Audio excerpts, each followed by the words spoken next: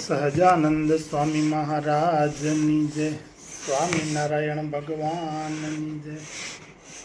જય સ્વામિનારાયણ.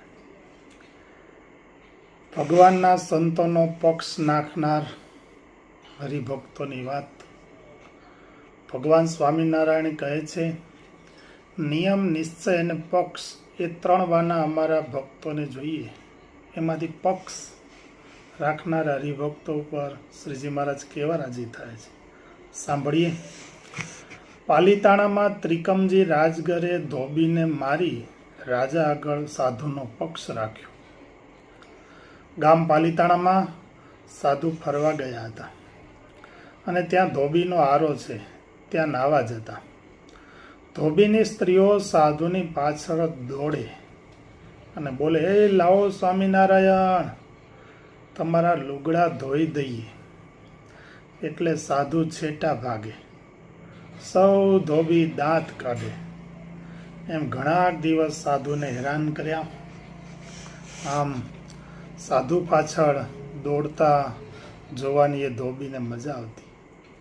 એક દિવસ સાધુને ત્યાં ત્રિકમજી રાજગર બ્રાહ્મણ હતા, તે મળવા આવ્યા.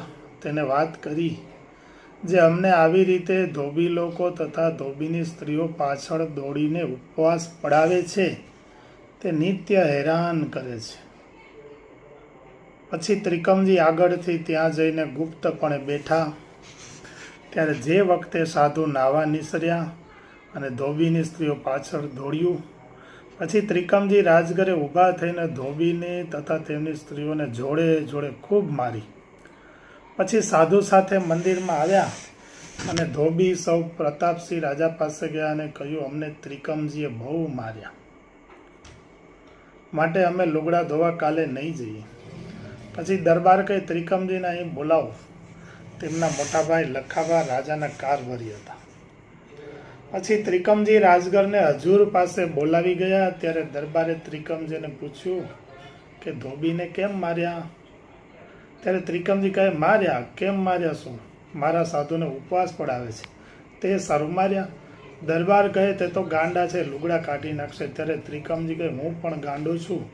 એમ કહીને પોતાનું પહેરવાનું લુગડું કચેરી વચ્ચે કાઢીને એક કોરે મૂકીને ધોબીને જોડે જોડે મારવા માંડ્યો અને કહ્યું, જે આમ માર્યા. પછી સૌ કહેવા લાગ્યા, જે હવે ભલો થઈને તારું લુગડું પહેર. પછી તે રજા આપી એટલે ઘેર ગયો. ધોબી સાધુને હેરાન કરતા મટ્યા.